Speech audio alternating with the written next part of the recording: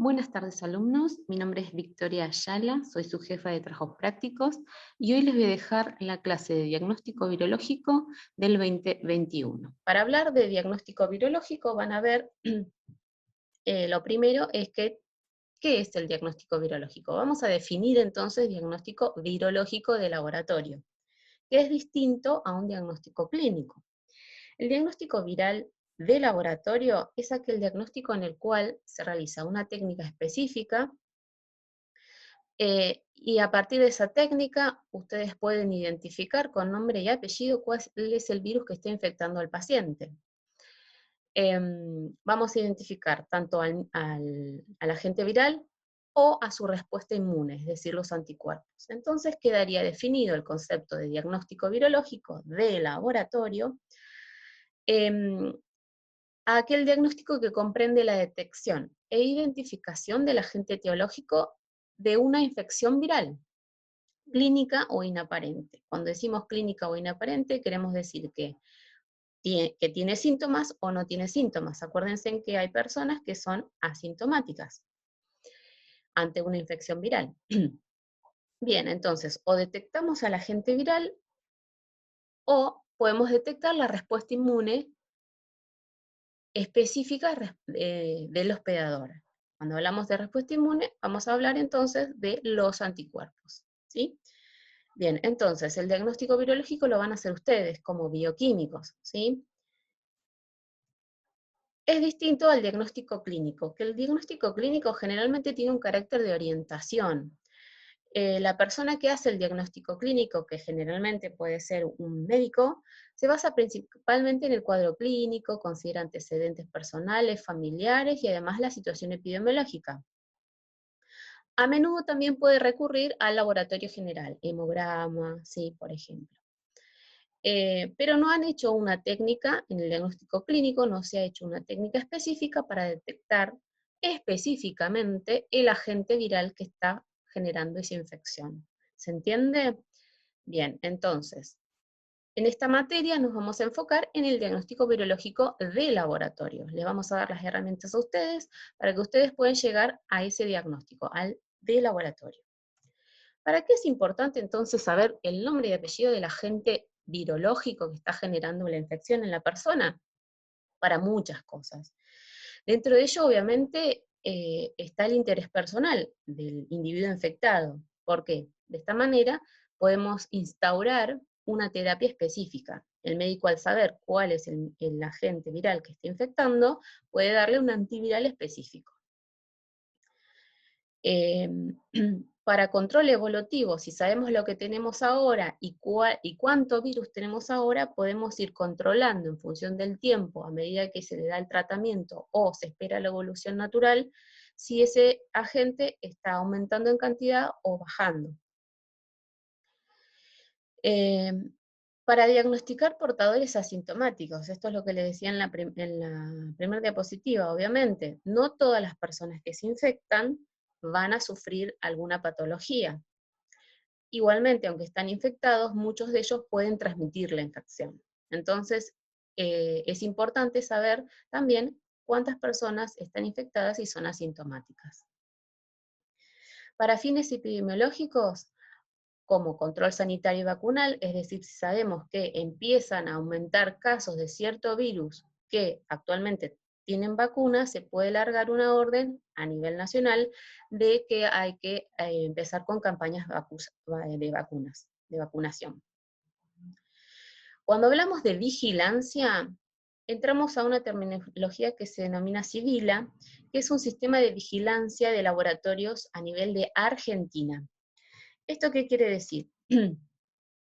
Los laboratorios que pertenecen a esa red de laboratorios tienen que informar todos los resultados que le den positivos para ciertos virus. Entonces, de esta manera es que todos los laboratorios aportan a este sistema los datos, y es así como finalmente después aparecen en los corredores endémicos que ustedes conocen, ¿sí? Que han visto ya en otras materias, eh, ¿Cómo es que se sabe que en cierta época del año aumentan los casos de gripe o aumentan los casos de diarrea? Es porque todos los laboratorios que pertenecieron a este sistema, que estaban asociados al CIDILA, incorporaron a esta aplicación o a esta plataforma sus casos positivos. Entonces, de esta manera podemos tener una idea de en qué momento aumentan o bajan ciertas infecciones.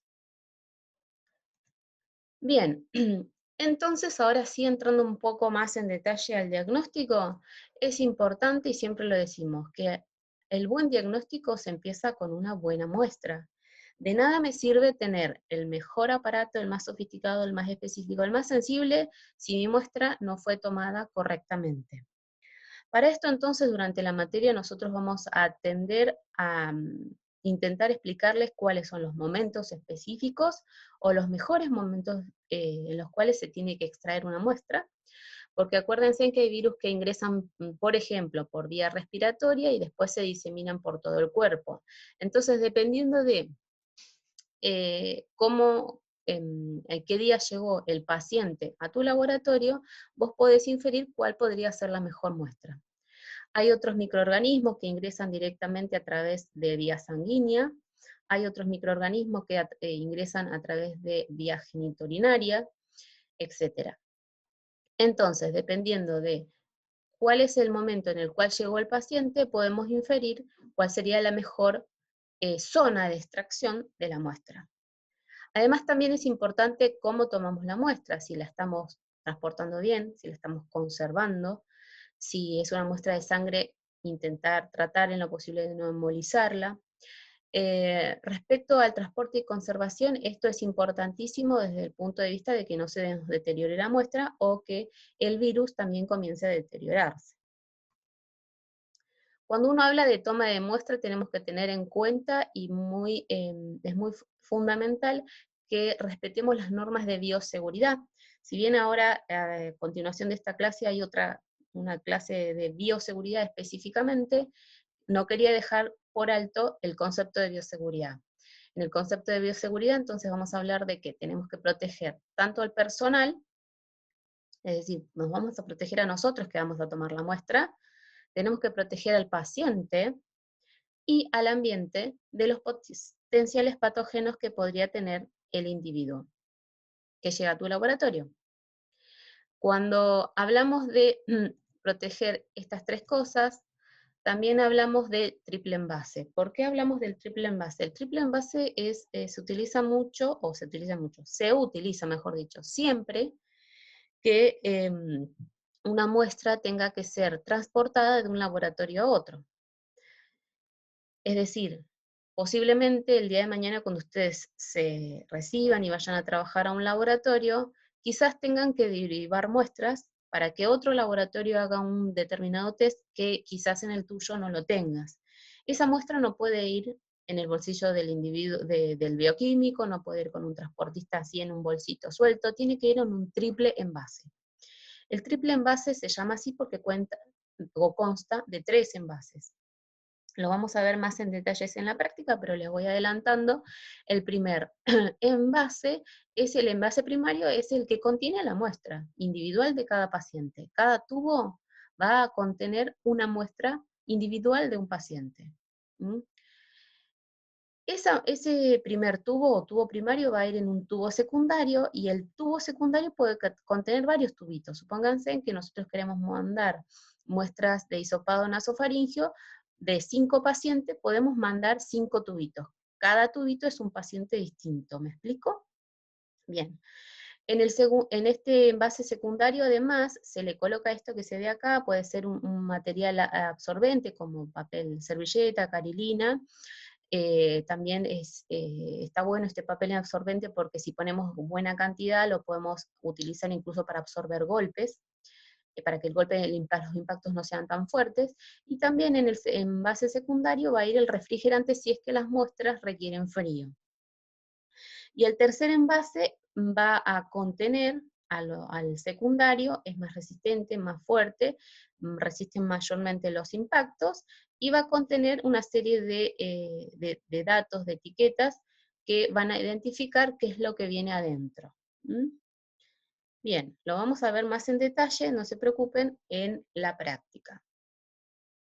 Entonces, para tomar la muestra, las indicaciones generales para ser transportada es que todo material destinado a investigación virológica debe obtenerse dentro de la primera semana de enfermedad, si es que nos vamos a centrar en detectar al microorganismo, al virus, ¿sí?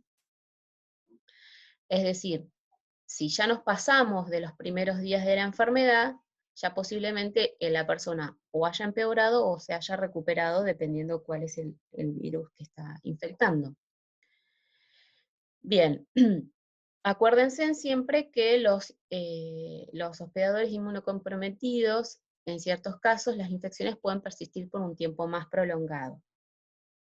Ahora, si ustedes lo que quieren detectar son anticuerpos, ya es recomendable esperar un poquito más, dependiendo de en qué momento comienzan a aparecer los anticuerpos para esa patología. Y todo envío, obviamente, tiene que ser acompañado de la ficha correspondiente. Nada puede ir sin nombres, sin detalles, para ser analizado. ¿Cuáles son las muestras que podemos enviar o con las cuales podemos extraer nosotros o trabajar? Tenemos hisopados nasales, nasofaringios y otros, aspirados nasofaringios. Estas dos ítems primeros son para muestras respiratorias. Van a ver en el trabajo práctico número 2, van a ver la diferencia y cómo se toman cada una de estas muestras. También tenemos las tomas de muestras de materia fecal. La materia fecal se toma como la toman para otros microorganismos, que es 1 o 2 cucharaditas en un recipiente de boca ancha limpio. Es importante que me olvidé decirle que los hisopados, ya sean nasal, faríngeo u otros, tienen que, si son enviados a un laboratorio para estudiarse, no pueden ir en seco. Siempre se tienen que enviar con algún líquido, que también lo vamos a ver en detalle en el trabajo práctico, cuál es la diferencia y cómo elegir cuál es el líquido en el cual colocar el hisopo. El hisopo no puede ir seco, va a ir en un medio de transporte o un líquido de transporte. Si nosotros queremos recuperar al virus, vamos a tener que colocarlo en un medio de transporte que sea específico para aislamiento viral. Ese medio de transporte va a ser enriquecedor para que las células se mantengan viables, ¿sí? Acuérdense que los virus, en este punto me voy a detener un segundito, los virus son parásitos intracelulares obligados. Es decir, si yo quiero que los virus lleguen vivos o viables al otro laboratorio donde van a realizar la técnica, tengo que procurar que las células estén viables, ¿sí? Las células de las cuales estaban potencialmente infectadas. Entonces, si yo quiero mandar las muestras para que hagan un aislamiento viral, es decir, para que recuperen al virus viable, tengo que agregarles un medio que sea rico para que las células estén vivas. Entonces, tiene que tener una fuente de energía, tiene que ser un medio isotónico, y tiene que tener un pH de 7, o 7,2 o 7,4, dependiendo, para que las células lleguen lindas, y si de esta manera llegan lindas, el virus va a estar viable, ¿sí? Ahora, si no me importa hacer un aislamiento y solamente quiero, no sé, determinar la presencia de un ácido nucleico, no es necesario que las células estén vivas, entonces vamos a colocar un líquido que sea más barato, más económico, como puede ser PVC o solución fisiológica. Bien, nos vamos a detener entonces en el trabajo práctico a ver esto, pero ya les adelantaba esa parte, los hisopados nunca van secos. Los líquidos, como líquido cefalorraquídeo, orina, suero, etcétera, nunca se diluyen con nada porque son líquidos. Ya es el medio natural en el cual se encuentran las células. De las vesículas, ¿qué tienen que recordar? Que para tomar una muestra de una vesícula tengo que tratar en lo posible de tomar la muestra desde el fondo o de la base de la lesión de la vesícula. ¿Por qué? Recuerden también el concepto de que los virus son parásitos intracelulares obligados. Entonces, si yo tomo la muestra desde el lugar purulento, desde el lugar necrótico, esas células están muertas o hay mucho pus. Las células están necróticas, y si las células están necróticas, el virus no va a estar replicativo ahí y la carga viral que tenga en esa zona va a ser muy poquita. Entonces, lo ideal de una vesícula es ir al fondo de la base de la lesión, raspar con un hisopo, tomar esa muestra y esa es la muestra que se lleva a analizar. Material de biopsia o necropsia, las indicaciones las van a seguir en función del laboratorio que lo vaya a recibir. Si les dice mándalo en formol, lo mandarán en formol. Si lo tienen que mandar en la manera parafinizado, como sea, ustedes acatan las órdenes y lo mandan, dependiendo del estudio que se vaya a realizar. Respecto de las técnicas serológicas, a veces con una sola muestra resolvemos el diagnóstico. Por ejemplo, para hepatitis A, es decir, si encontramos a un paciente con toda la patología de una hepatitis, le determinamos IgM, ya se resolvió el diagnóstico y no hay que dar más vuelta. Pero hay algunos otros virus en los cuales requieren para obtener el diagnóstico, de obtener 2 muestras, ¿sí? Las muestras pareadas o el par serológico. Entonces ahí tenemos que tener en cuenta que esas 2 muestras tienen que tener una diferencia de días. Mínimamente 7 días, entre 7 y 15, dependiendo de cuál es el virus. Hay algunos virus que replican más rápido, generan anticuerpos más rápidos, y otros que son más lentos. Entonces esto, no se preocupen, lo vamos a ir viendo en detalle para cada uno de las secciones que vayamos a ir viendo más adelante. Para determinar antígeno o aislamiento viral,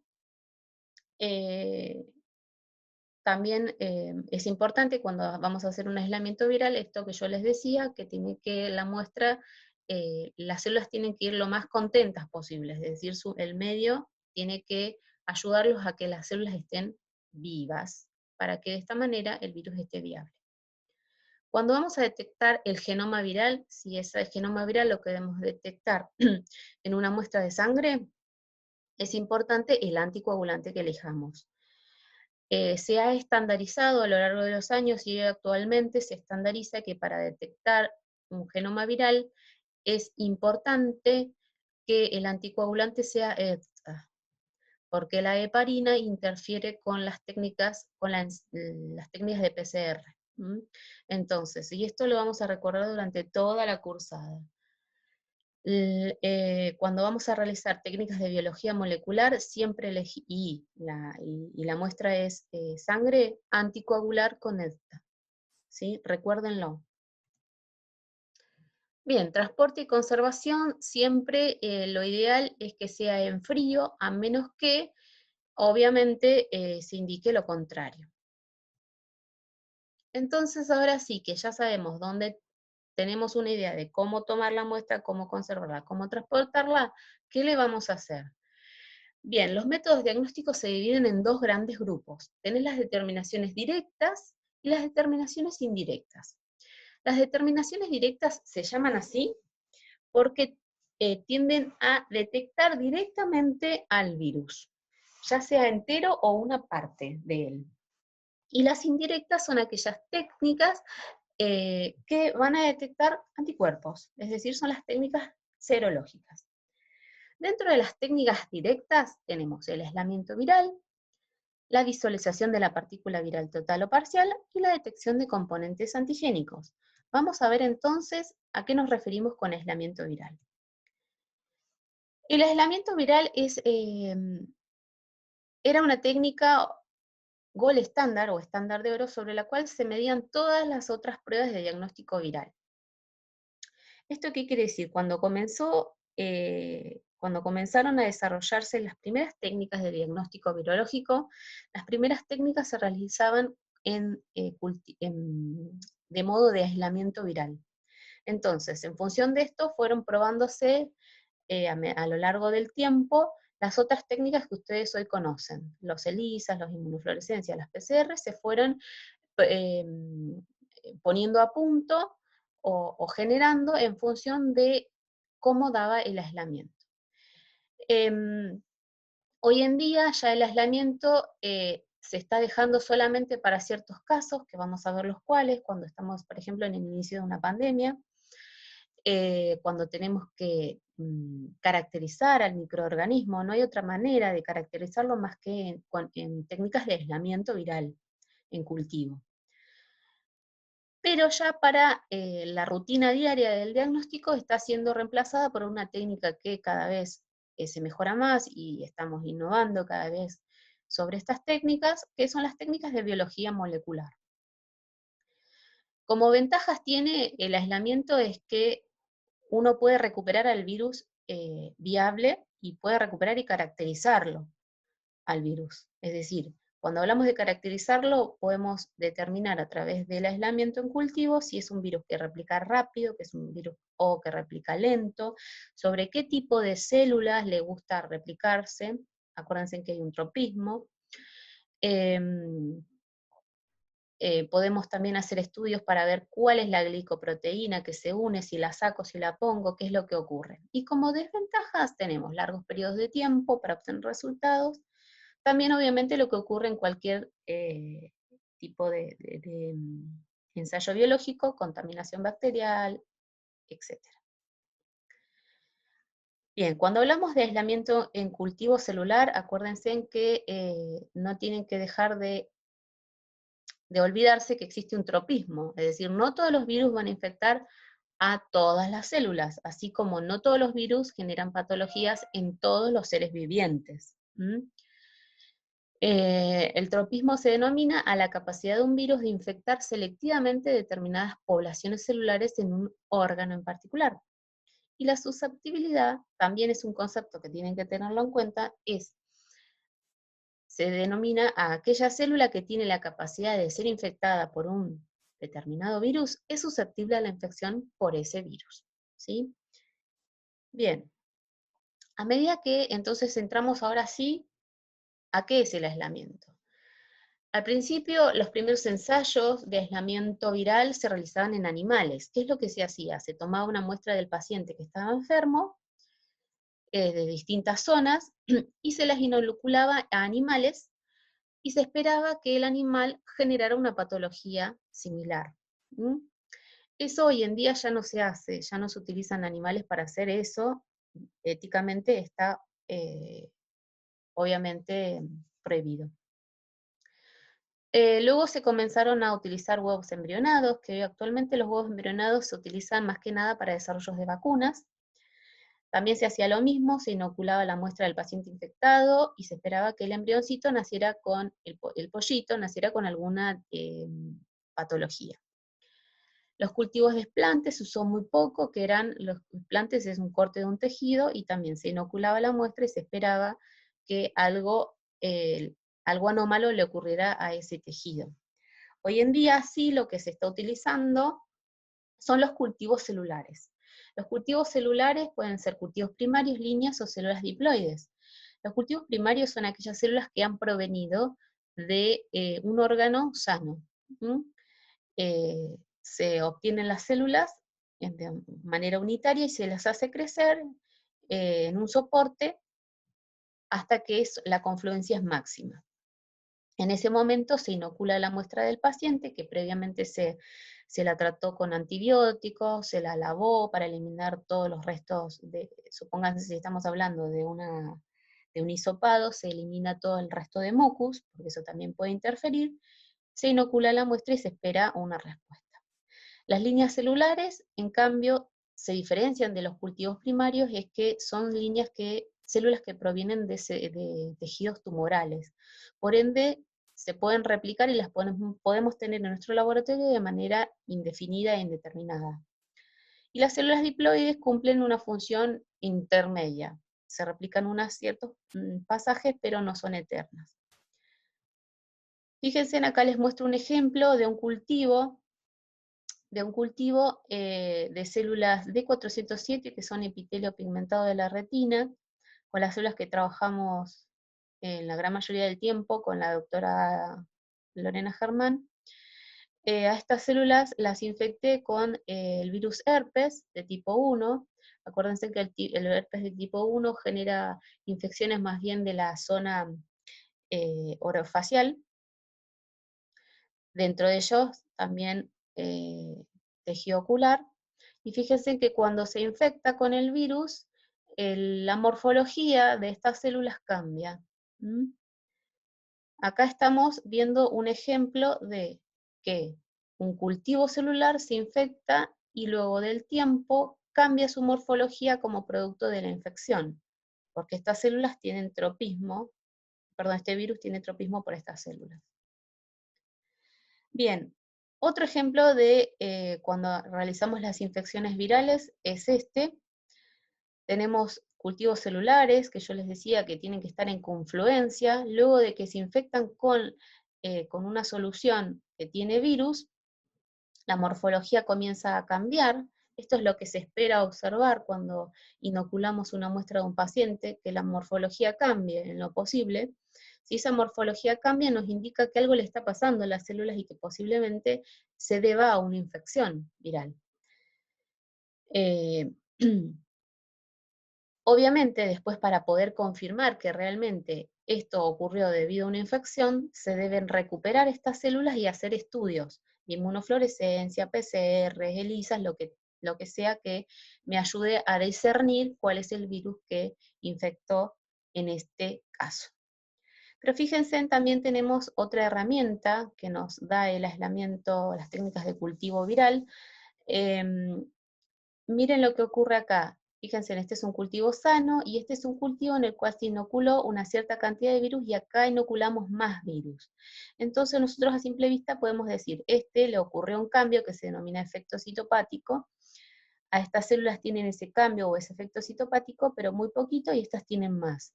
¿Pero cuánto? Cuando uno quiere decir cuánto, cuando quiere calcular, puede recurrir a otra técnica que es la formación de calvas o placas de lisis.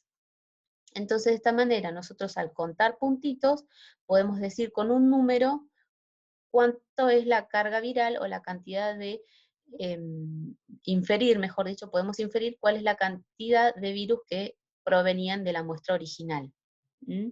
Esto se utiliza mucho en la clínica y vamos a ver, algo les voy a adelantar en el trabajo práctico número 1 y también ustedes lo van a ver ya de lleno en el trabajo práctico número 4, cómo es que se obtienen estas calvas, cómo podemos hacer las cuentas para saber cuánto virus, o para poder, mejor dicho, inferir cuánto virus provenía en la muestra. La diferencia entre estos cultivos y estos cultivos es que a estos cultivos le agregué un medio semisólido. El medio semisólido es un medio que es necesario para que cuando un virus infecta a una célula original no salga e infecte a cualquier otra célula, sino que solamente infecte a células vecinas. El virus, al infectar a células vecinas, produce una lisis que se observa finalmente como la formación de un puntito, cuando agregamos el colorante vital, en este ejemplo, el cristal violeta. También cómo se puede usar, otro ejemplo, el aislamiento o el cultivo viral. Esta es una técnica que se utiliza mucho en centros de referencia también, que son los cultivos en shell vial. ¿Qué es lo que se hace? Tenés a las células creciendo como si fuesen un cubre objeto. Estas células están dentro de un tubito y se inocula el espécimen, ¿sí? Es decir, la muestra del paciente, y luego esto se lo centrifuga, se los coloca en unas centrífugas especiales, se lo centrifuga para acelerar la absorción del virus a la célula, y luego de unos días, generalmente estas técnicas tienen la respuesta al día siguiente, al agregar anticuerpos específicos para el virus, supónganse, este es el virus herpes que se está observando, la fluorescencia para el virus herpes, se observa el microscopio electrónico, entonces, al microscopio óptico de fluorescencia, y entonces al día siguiente, o lo que dure el cultivo viral, se puede observar si efectivamente había virus que eran infectivos en esa muestra. Esto está bueno entonces desde el punto de vista que uno puede saber y discriminar si el virus está entero y infectivo. La única manera es a partir de los cultivos, ¿sí? Las otras técnicas que vamos a ver, no podemos discernir si el virus está activo. En el cultivo viral, sí. Entonces, ¿cuándo se requiere un aislamiento viral? Cuando ocurren nuevas epidemias, es decir, no todo el tiempo vamos a hacer aislamiento y van a ver que en Bahía Blanca no hay laboratorios que hagan cultivos virales y aislamiento virales para diagnóstico, pero sí existen y son pocos y escasos en Argentina. Uno de ellos es el Malbrán, el ANLIS, el laboratorio de Pergamino, el Maestegui. Bien, entonces, ¿cuándo se requiere un aislamiento viral? Cuando ocurren nuevas epidemias, como es lo que ocurrió ahora, ¿sí? Entonces, también van a ver que les vamos a mostrar ejemplos de esto, cómo se llevó a cabo.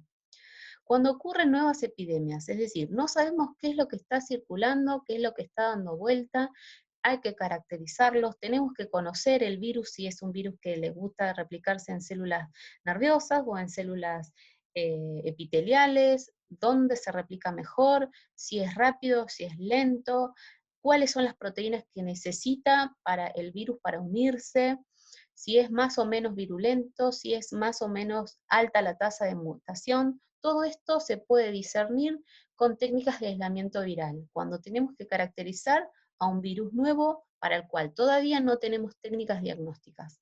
No sabemos con qué levantarlo, con qué diagnosticarlo, porque no tenemos técnicas, porque es un virus nuevo para nosotros. ¿Cómo es lo que ocurrió con el SARS-CoV-2? Cuando las pruebas serológicas se solapan, esto sí se utiliza mucho de rutina, cuando las pruebas serológicas se solapan. En el TP4 ustedes van a ver que muchas de las técnicas, de los algoritmos diagnósticos terminan con técnicas de este tipo. Es decir, sí se hace inmunofluorescencia, se hace determinación de anticuerpos, se hacen PCRs, pero muchas terminan en técnicas de este tipo porque no se logra terminar de discernir qué microorganismo es, qué virus es, perdón, porque las pruebas serológicas tienen reacciones cruzadas con otros virus de la misma familia. Entonces ahí también podemos usar estas técnicas, el cultivo viral. Cuando queremos confirmar un diagnóstico presuntivo realizado al microscopio electrónico, también, porque el microscopio electrónico, si bien podemos ver al virus, no podemos decir cuál es el virus específicamente, sino a qué familia se acerca. Y cuando una misma enfermedad puede ser causada por diferentes agentes, también se lo puede utilizar. Bien, entonces pasamos a la visualización de la partícula viral, total o parcial. La única técnica que tenemos hasta el momento para poder ver a un virus es la microscopía electrónica. La microscopía electrónica es la única técnica porque no tenemos un microscopio con tanta resolución como el microscopio electrónico. Con el microscopio electrónico podemos observar elementos en el orden de los nanómetros y los virus se encuentran dentro de ese orden. Además, con esta técnica podemos ver la morfología, es decir, nosotros, por ejemplo, acá tenemos un virus herpes, que es un virus que contiene una cápside y contiene una membrana o envoltura lipídica. Si no tenemos el microscopio electrónico, nunca podríamos haber visto esto. El virus ébola, que tiene una forma como de culebrita, tampoco podríamos haberlo visto. Y los rotavirus, que tienen formas de pelotitas de ping-pong. Estos no tienen esa envoltura, fíjense, entonces son virus desnudos, entonces tienen forma de pelotita de ping-pong. Entonces, la microscopía electrónica es la única técnica la cual me permite ver al virus, ver directamente al virus, ¿sí? La microscopía óptica, lo único que voy a ver es la infección a través de una inmunofluorescencia, por ejemplo, o un cambio morfológico en la célula infectada. Pero nunca voy a ver a un virus, porque el virus se encuentra en el orden de los nanómetros y el microscopio óptico no tiene esa resolución. Entonces, en el TP1 también vamos a hablar un poco del microscopio electrónico. Tenemos a un personal, un CPA del CCT que les va a explicar cómo funciona el microscopio electrónico y vamos a mostrarles algunos virus que se pueden ver y que años anteriores ustedes tenían la posibilidad de ir a verlos directamente al microscopio electrónico. Bueno, entonces fíjense en estas dos técnicas, aislamiento en cultivo y visualización de la partícula viral total o parcial, han sido muy utilizadas al principio de esta gran pandemia. Y es como, ¿por qué se los traigo como ejemplo? Porque así han iniciado el descubrimiento de muchos otros virus años anteriores. Primero con un aislamiento viral en cultivo y después que se aísla y se obtiene al virus en gran cantidad, van al microscopio electrónico y ven a ver qué es lo que está, qué microorganismo era, si era una bacteria, un parásito o era un virus. Entonces, con estas dos técnicas, fíjense a principio de este año, para Reyes, ¿sí? Para Reyes se pudo observar el primer virus SARS-CoV-2, que es el agente causal de COVID-19, que infectaba o generó la gran pandemia que estamos viviendo hoy en día, que se originó en Wuhan. Esta fue la primera foto a nivel mundial del SARS-CoV-2. Fue tomada por una microscopio electrónico. ¿Cómo se pudo saber entonces que era un virus que pertenece a la familia de los coronavirus? Porque tiene esta particularidad, la coronita. Entonces, de vuelta a esto, que la microscopía electrónica nos acerca a la morfología y nos acerca a la familia. Entonces, de esta manera ellos vieron que era un coronavirus. Pero, para saber que era SARS-CoV-2, tuvieron que hacer otros estudios más genéticos.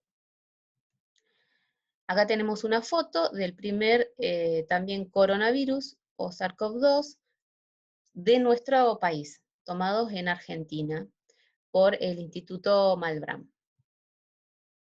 Y fíjense en acá también yo les quería poner un ejemplo, porque este te cuenta toda la historia completa, cómo a través de un cultivo celular, fíjense en este es un cultivo celular de células Vero, que son las células que son el caballito de batalla de casi todos los virus se replican en las Vero, gracias a Dios. Entonces a las Vero se las hizo crecer de manera confluente, es decir, cuando llegaron a crecer, que estaban una al lado de la otra, se las infectó, se las inoculó con una muestra de nasofaringia y se esperó hasta las 72 horas hasta observar un efecto citopático, que era esto que yo les decía, un cambio morfológico casi total del cultivo. En ese momento, cuando tenían el efecto citopático máximo, se tomó la muestra y se la procesó para microscopía electrónica. Y vieron ahí estos investigadores el coronavirus que estaba en las muestras que habían provenido de las muestras respiratorias. ¿Se entiende? Entonces, combinando estas dos técnicas, tanto el aislamiento viral en cultivo como la microscopía electrónica, pudieron discernir cuál era el virus que estaba ingresando, en este caso en Brasil.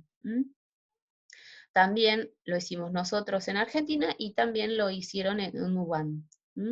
Estas dos técnicas que ya les presenté. También estas técnicas de aislamiento en cultivo nos sirven para poner a punto distintas técnicas, como yo les decía que son técnicas gold estándar, ellos pusieron a punto técnicas de determinación de anticuerpos. Bien, entonces estas dos primeras técnicas son las que se van a utilizar en la mayoría de las veces cuando algo comienza, cuando hay un ingreso de un virus nuevo. ¿A qué se van a enfrentar ustedes todos los días en su laboratorio? A las técnicas de detección de componentes, ya sean antigénicos o ácidos nucleicos. Es con lo que ustedes van a convivir rutinariamente. Entonces así entramos a las técnicas de inmunoanálisis, donde se basan principalmente la especificidad antígeno-anticuerpo. Las técnicas de inmunoanálisis se dividen en dos grandes grupos, aquellas técnicas que detectan directamente al virus, supónganse que este triangulito es un virus, el kit que vos compraste contiene un anticuerpo unido a una molécula que emite señal. Entonces es una técnica directa porque directamente se detecta al virus. En cambio, las técnicas indirectas son aquellas que tienden a amplificar la señal. Supónganse que tenés acá tu virus, que es de vuelta el triangulito. Como se amplifica la señal, primero hay un agregado de un anticuerpo primario, que viene en tu kit, y un anticuerpo secundario que amplifica la señal. ¿Mm? Son indirectas porque a través de la detección de un anticuerpo primario vamos a detectar al virus. Por eso se llaman indirectas. ¿Mm? Y las directas van a detectar directamente al virus a través de tu kit.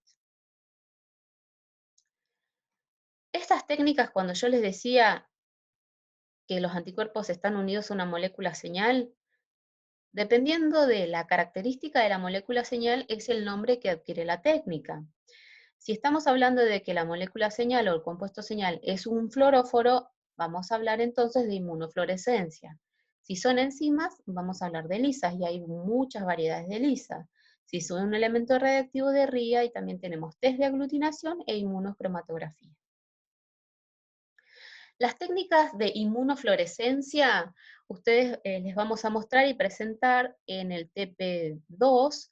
Les vamos a mostrar improntas de pacientes infectados con distintos virus respiratorios, y ustedes van a observar las inmunofluorescencias. Y a partir de eso me van a decir, entonces, cuáles son positivos, cuáles son negativos. Este es un ejemplo muy sencillito, muy claro, donde vemos todo negativo. Uno diría, este paciente no está infectado, y en este dirías, el paciente está infectado, ¿no es cierto? Pero hay veces que las cosas son un poco confusas, ¿sí? Cuando aparece la inmunofluorescencia inespecífica. Entonces, en esto los queremos adiestrar a ustedes.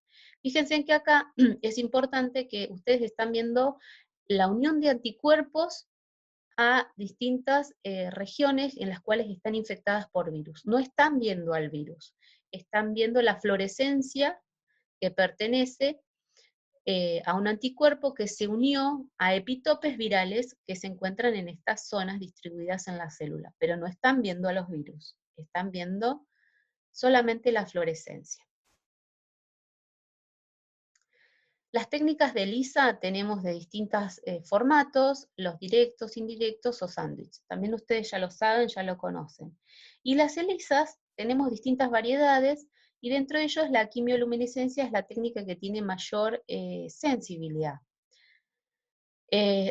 Por eso se las presento, porque la gran mayoría de los kits que se utilizan de ELISA son de formato CLIA o quimioluminiscente. En estos, ¿qué ocurre? La enzima está unida a el anticuerpo que tiene la enzima es una molécula que tiene la capacidad, la enzima es una proteína que tiene la capacidad de escindir enlaces químicos, ¿sí? Al romper enlaces químicos, se emite una señal en forma de, con una longitud de onda determinada. Por esto es que se llama quimioluminiscencia.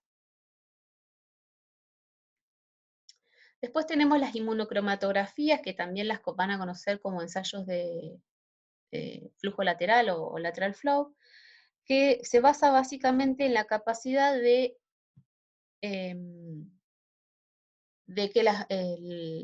la migración de los líquidos, ¿sí? Por eso se llama lateral flow o flujo lateral.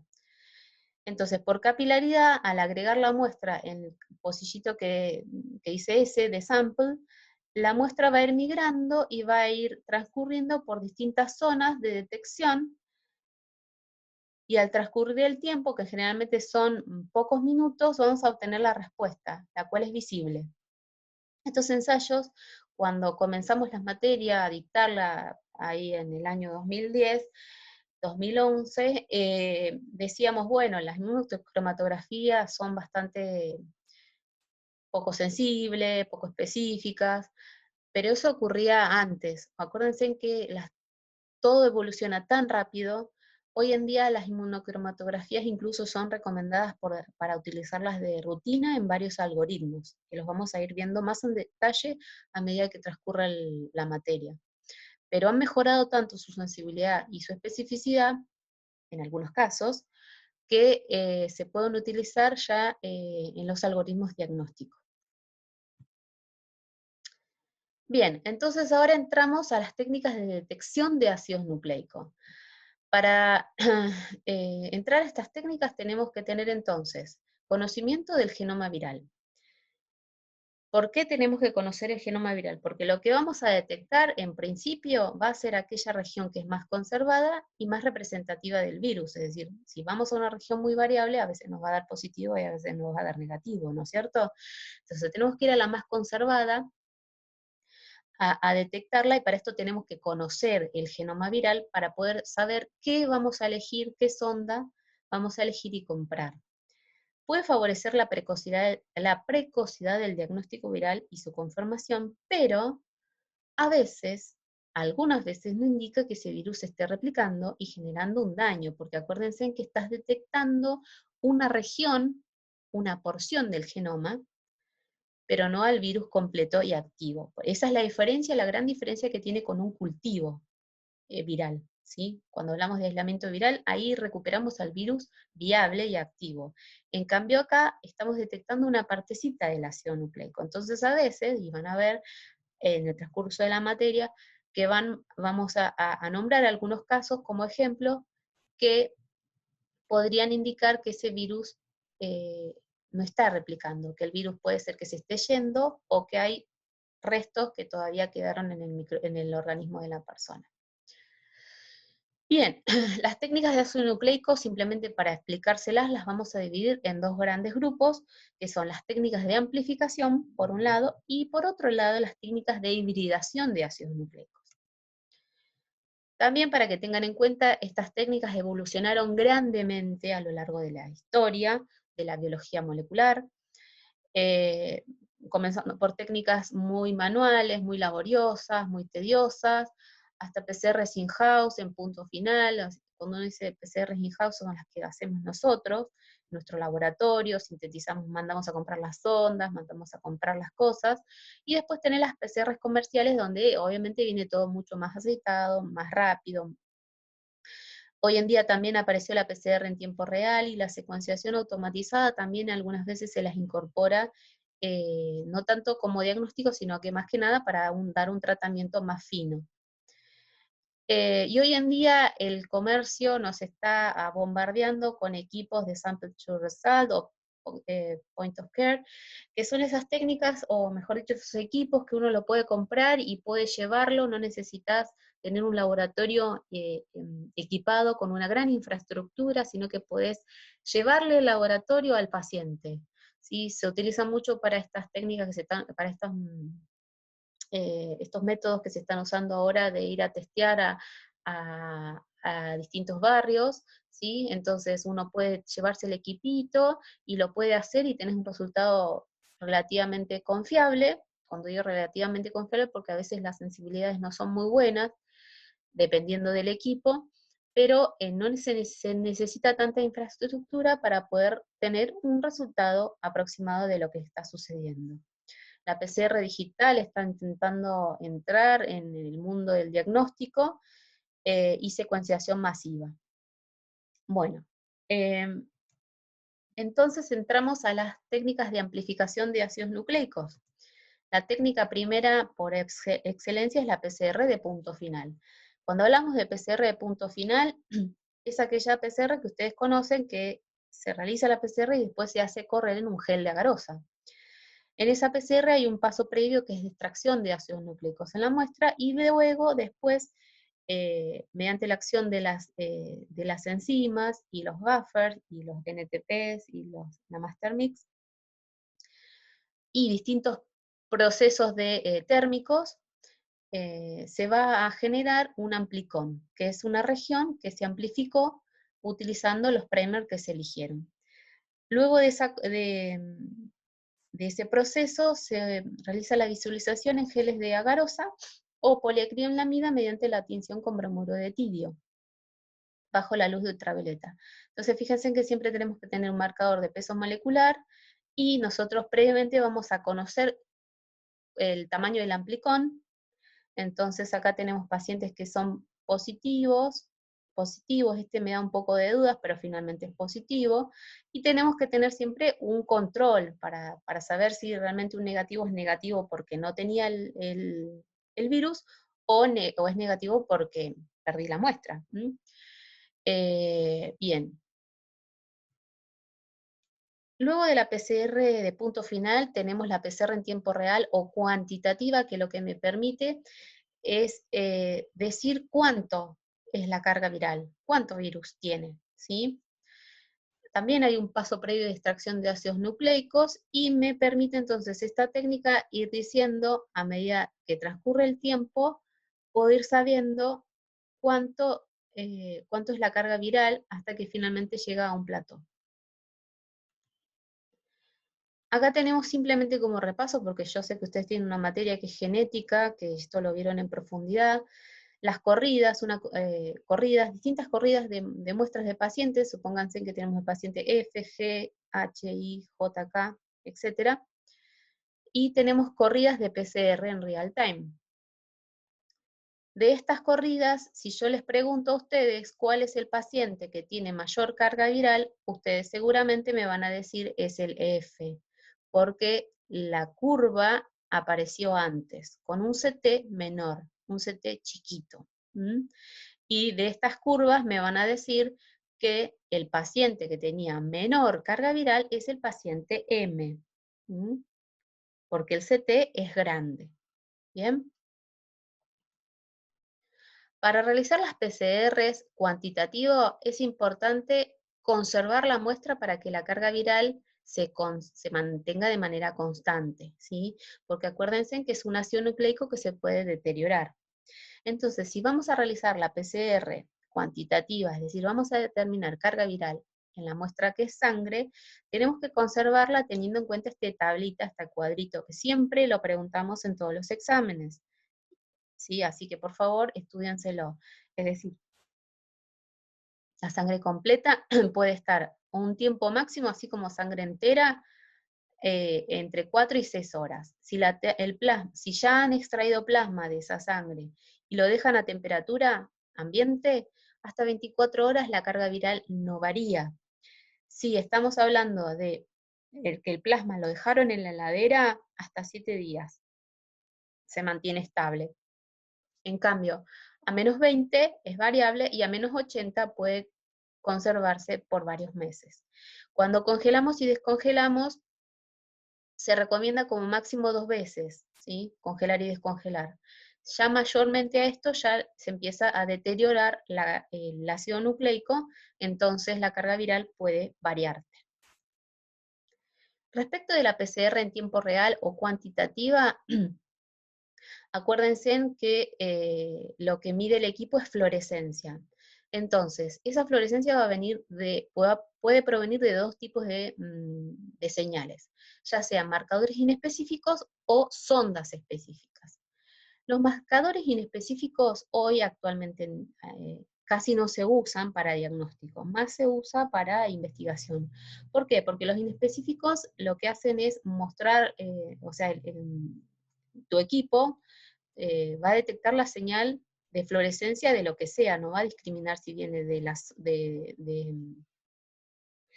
los primers o de la muestra. Entonces, para diagnóstico se prefiere que no, porque si hay un plegamiento de, por ejemplo, de los primers entre sí, si se han formado dímeros, la Cybergrim reconoce esos dobles, o sea que los primers se han pegado y se une y florece. No es lo mismo si la señal viene específicamente de la amplificación, de la corrida que se amplificaba. Entonces esto como para el diagnóstico casi no se usa. Si bien es más barato, no se recomienda. Después tenés las sondas específicas, que tenés muchas, y les voy a poner 3 ejemplos de lo que más se usa. Tenés las sondas FRET, las sondas Bacon y las sondas Tachman. Son las que más se usan. Bien, las sondas FRET son aquellas sondas donde ocurre una transferencia de energía resonante fluorescente. Entonces, ¿qué es lo que ocurre? Fíjense, tenemos acá, esta es la cadena de, ya sea, o sea, que viene de la muestra, ¿sí? Supuestamente esto sería el genoma viral, a la cual una sonda tiene un emisor acá de energía fluorescente en forma resonante. Entonces, este está resonando y cuando se le acerca el otro primer que se ha unido de manera específica también a esta hebra, este le transfiere, el donor, le transfiere al aceptor la energía fluorescente en forma de resonancia. Entonces, esta molécula comienza a florecer. Entonces, si esta molécula comienza a florecer, esa señal la capta el equipo. Tenés otro ejemplo, son las moléculas DACOM. Las DACOM moléculas son sonditas que forman este loop. Es decir, sus extremos son complementarios entre sí, pero son simplemente unas pocas bases, pares de bases. Entonces, al estar formando este loop, el quencher se acerca al elemento fluorescente. El quencher es un elemento que apaga la fluorescencia. Entonces, al estar cerca, esta sonda está apagada. Cuando esto lo enfrentamos al genoma viral, la sondita se abre, por complementariedad de bases se une a la secuencia del genoma viral y el quencher queda alejado del fluorescente. Entonces el elemento fluorescente florece y esto lo detecta el equipo. Por otro lado tenemos las TACMAN, que son las que más se utilizan en el diagnóstico, que lo que hace esta enzima a través de su capacidad 5' exonucleasa, al llegar a la sonda que está unida de manera complementaria al genoma viral, escinde, ¿sí? La escinde, la rompe por su capacidad exonucleasa, 5' exonucleasa, y libera el compuesto fluorescente. Entonces, al liberarlo, se aleja del quencher y florece. Entonces, de esta manera el equipo toma esa señal, ¿sí? Otras PCRs que vamos a nombrarles durante la materia es la NESTID. La NESTID, o también llamada PCR anidada, es una PCR que se utiliza mucho para aumentar la sensibilidad cuando ya a priori sabemos que podemos tener una baja carga viral, o cuando los primers que se han diseñado para poder levantar una región específica y conservada, te generan señales que son de tipo chorreado, es decir, que levantan varias secuencias a la vez. Entonces se hace una segunda ronda para levantar de esa primera amplificación una región más específica. Entonces, fíjense, en la primera ronda o la primer round se levantan una región extensa y luego de que esto fue amplificado, con esta región amplificada del genoma se levanta una región más chiquitita. Por lo tanto, se aumentó la especificidad y la sensibilidad. Acá tenemos un ejemplo de una primera ronda, fíjense acá en tenemos que el paciente A, por ejemplo, en el paciente A se levantó en la primera ronda esta banda, la cual tiene el chorreado, y también al paciente 2, 3, 4, también se les levantó en distintas regiones, ¿sí? Algo que puede ser específico o inespecífico. Entonces, a todos ellos, a cada uno se le hizo la segunda ronda, y acá se pudo observar que solamente el paciente 1 era el que tenía este tipo de virus, el que se buscaba. Y fíjense en que también tenemos ese chorreado que se mejora acá. Y es importante también observar que la banda más grande del primer round tiene un mayor peso molecular que el de la segunda round, ¿sí? Que es más chiquitito porque se encuentra dentro de este. Acá también tenemos otro ejemplo donde todos tienen el chorreado, fíjense, pero acá no observamos nada. Si bien algo amplificó, no logra ser detectado en este gel de agarosa. Pero cuando se hace el segundo round, sí aparece. ¿Bien? Porque acá había tan poquito que si nosotros largábamos el resultado con el primer round, lo hubiésemos dado como negativo. Pero le damos hacemos el segundo round y ahora sí aparece una bandita. ¿Sí?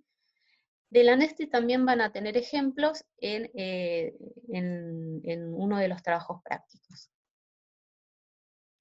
La PCR multiplex también se utiliza mucho hoy en día.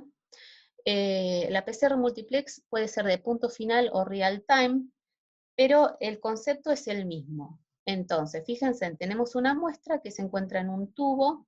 A esa muestra, supónganse, si estamos hablando de una PCR multiplex, se les agregan primers que van a levantar regiones de distintos tamaños. En esto tenemos que ser muy cuidadosos de que tengan una diferencia bastante importante, los amplicones. Entonces, todo eso va agregado a la misma muestra en un mismo tubo. Se realiza la PCR de punto final y luego se hace correr en un gel de agarosa, y fíjense que por pesos moleculares vamos a discriminar cuáles son las regiones que está levantando. También puede aplicarse a una real time. Acá ya no es tan importante el amplicón, el tamaño del amplicón, sino que cada sonda tenga un fluoróforo que emita en una longitud de onda distinta, ¿sí?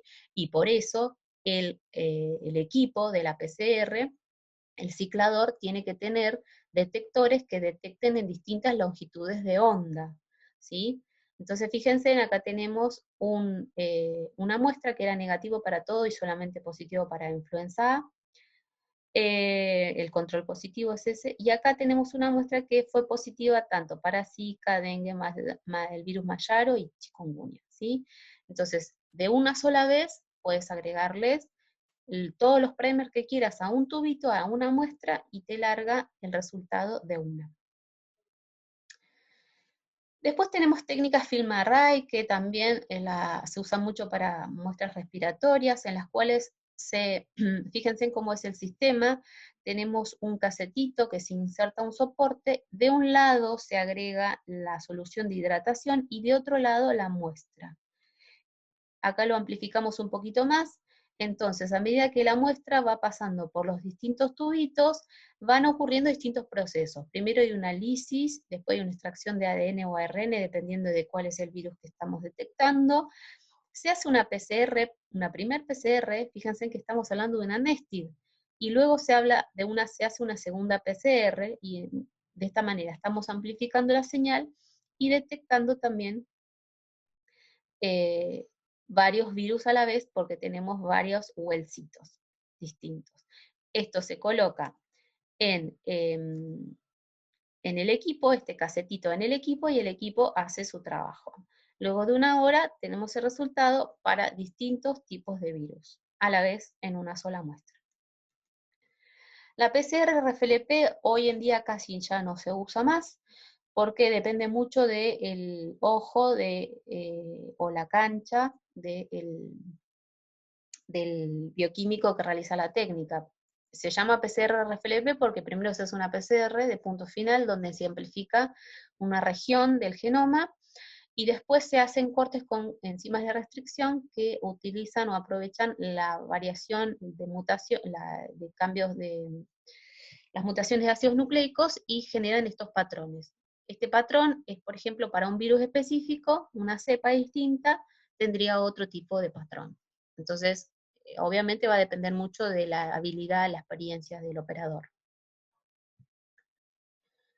La PCR digital es una PCR que hoy en día no se usa tanto para diagnóstico, se está tratando de introducir, por eso nosotros se las mostramos a ustedes, porque el día de mañana que ustedes se reciban, quizás ya se esté utilizando como diagnóstico. Hoy en día todavía solamente para investigación.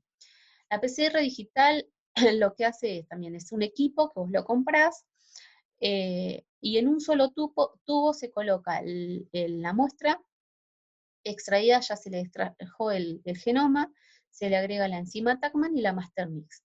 Luego hay un paso de distribución que lo hace el equipo, que puede ser a través de droplets, que son gotitas de aceite, o chips, que son pocillitos muy chiquititos, muy mini. Entonces se realiza una distribución de manera tal que ya el equipo previamente seteó que en esta distribución la posibilidad de que caiga una molécula de genoma más la Taqman y la PCR es única. Es decir, en que en cada pocillo va a caer una unidad de cada cosa. Obviamente van a haber pocillitos en los cuales no caiga genoma, o no caiga Taqman, o no caiga la master mix. Esos pocillitos van a dar negativos. Pero en los cuales ha caído uno de cada uno, va a realizarse o ocurrir la PCR. Entonces, en función de esto, el equipo hace cálculos matemáticos y te larga el valor absoluto de virus que tenía esa muestra. Entonces no requiere una curva estándar para cuantificar, es un recuento directo.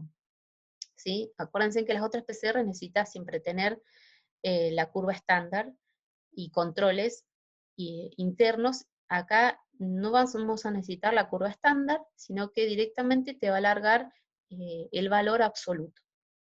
Para más información pueden ir también a este link que es de donde sacamos la presentación de la PCR digital.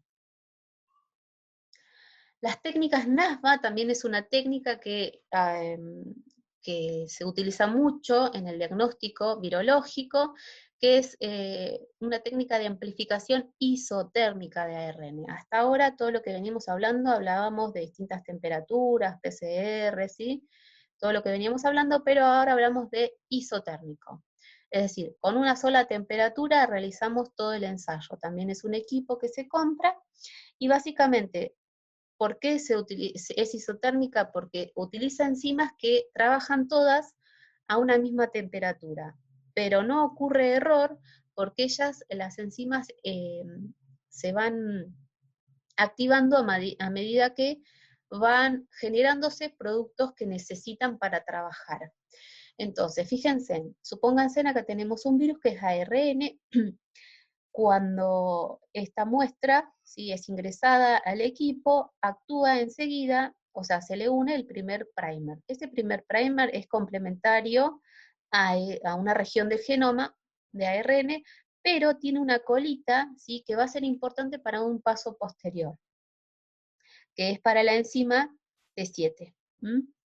Bueno, entonces esa colita queda libre, queda sueltita, pero este primer que se unió a este ARN ya queda pegado y después viene la transcriptasa reversa y sintetiza el ARN complementario. Después viene, a ver, sí, sintetiza la cadena complementaria. Después, entonces viene una RNasa H que hidroliza el ARN, porque esta es una región, esto rojo es ADN. Hidroliza el ARN. Entonces ahora se le va a unir el segundo primer, y este primer, al pegarse, tiene la enzima y te sintetiza todo lo complementario, inclusive esta región que habíamos dicho que acá al principio había quedado sueltito. Cuando tenemos esta región, que ya está como cadena doble hebra, es reconocida por la enzima T7, RNA polimerasa. Entonces esta enzima, al unirse acá, pega acá, y genera un montón de moléculas de ARN, y este ciclo vuelve a darse una y otra vez, una y otra vez. Bien, llega un punto en el cual tenemos que determinar la señal es detectada con una molécula Bacon, que era esta que yo le decía que estaba en forma de herradura, donde sus extremos son complementarios, y el quencher está al lado del fluorescente. Cuando esta sonda reconoce la complementariedad de bases de las moléculas que se están sintetizando, se abre y el quencher queda alejado del fluorescente, entonces la molécula fluorescente emite señal. ¿Sí? Y eso es lo que detecta el equipo. Después tenemos técnicas de hibridación de ácidos nucleicos. Las técnicas de hibridación de ácidos nucleicos, tenés hibridación in situ, que lo voy a pasar por alto porque casi no se usa hoy actualmente, pero sí, como ejemplos de hibridación, tenemos el branch DNA, que es una hibridación con ADN ramificado. Fíjense en qué es lo que hace. Tenemos una hebra de ARN, o ADN, ¿sí?, dependiendo del virus. Bien, esta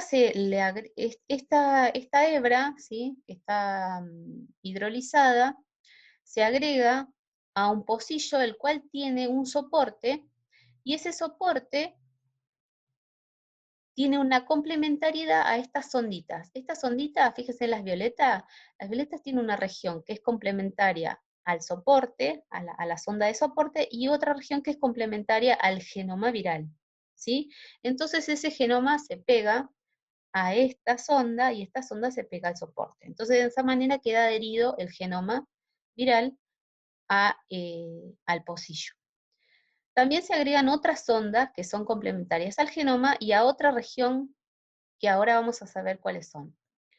Bien, Esa otra región es esta celeste, que es el amplificador, o el preamplificador. Entonces, tenemos el genoma unido al soporte y al genoma se le unió otra sonda que va a tener un preamplificador, y a ese preamplificador se le agregan otras sonditas que son complementarias a ese preamplificador y queda esta especie de árbol o cepillo o peineta, donde en cada uno de estos amplificadores se le va a unir una sondita que tiene moléculas, que tiene enzimas.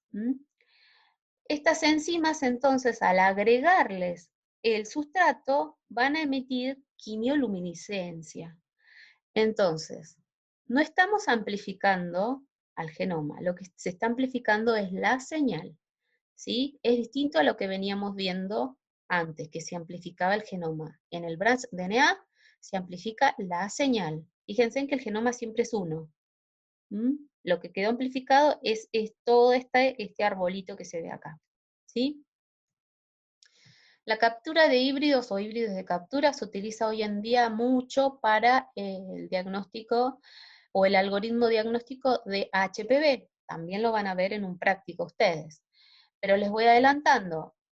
Básicamente consta en un pocillo que tienen en su superficie interna anticuerpos que reconocen híbridos.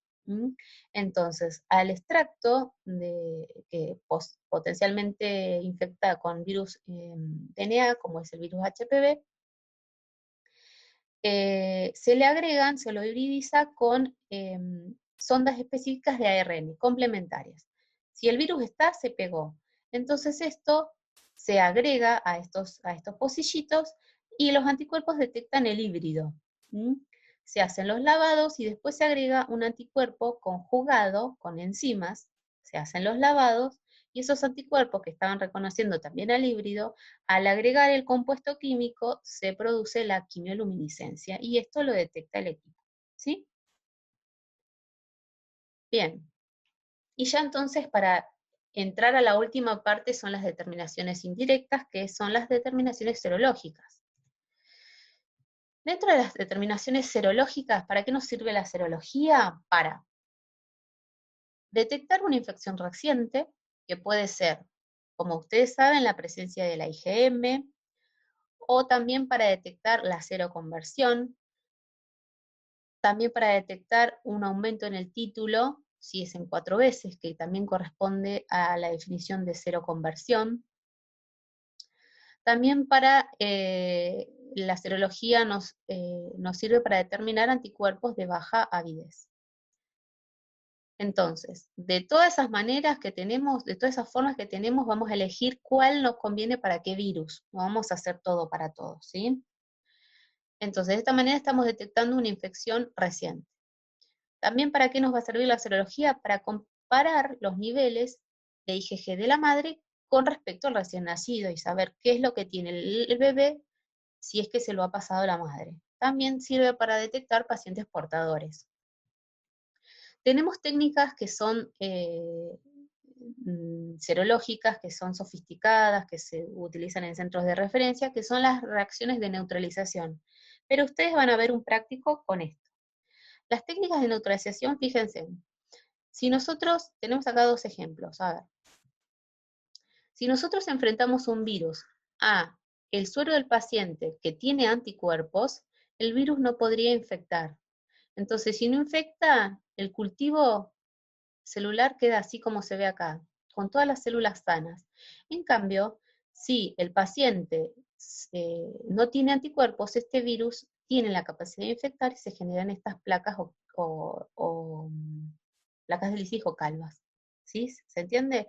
Esto es una técnica de neutralización, es una técnica sofisticada, de referencia, y la van a aprender a realizar ustedes. Lleva varios días, aunque algunas veces en 2 días tenés la respuesta, dependiendo de cuán rápido sea el virus o no. Y fíjense en que nosotros, con esto que yo les decía, hay o no hay anticuerpos, también podemos con estas técnicas realizar diluciones y hacer titulaciones para saber cuánto es el título de anticuerpos que tiene el paciente. Otras técnicas también que se pueden hacer serológicas son las de inhibición de la hemaglutinación. Esto se utiliza para virus que tienen la capacidad de hemaglutinar glóbulos rojos. Son aquellos virus que tienen hemaglutininas en su superficie.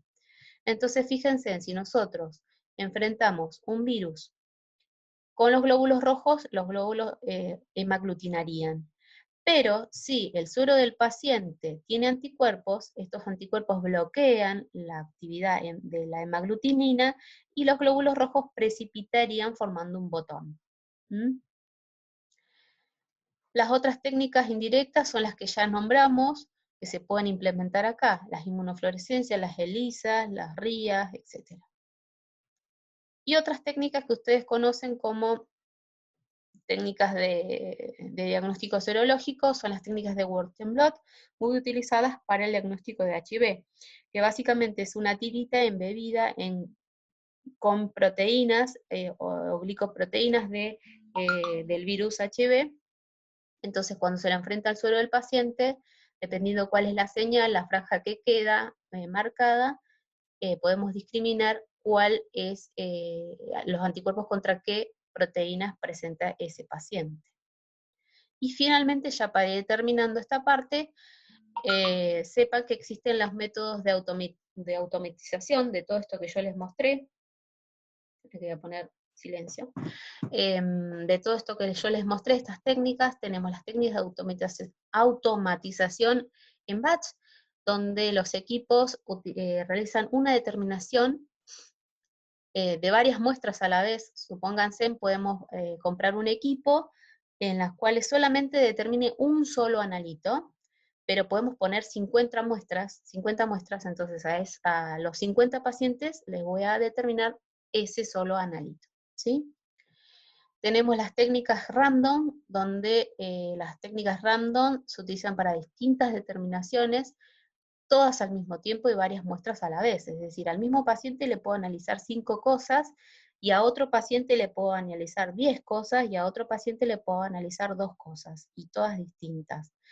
Bien, estas técnicas de automatización se utilizan mucho para laboratorios grandes, donde se justifica la inversión en un equipo tan complejo y tan caro. Estas técnicas también tenés en formato monotest, donde se utiliza un cartucho por determinación y una muestra. Simplemente es un ejemplo, donde cada cartuchito, fíjense acá tenemos cada cartuchito, va a corresponder a una muestra, y a esa muestra se le hace una sola determinación. Sepan que estas cosas existen y que van a estar disponibles para el día de mañana cuando ustedes preparen su laboratorio. Bien, y de esta manera entonces termino la clase de diagnóstico virológico. Cualquier pregunta que tengan, chicos, por favor, me escriben al foro que yo voy a estar habilitando seguido a esta clase. Bien, continuado con esto, entonces voy a seguir con el tema de bioseguridad.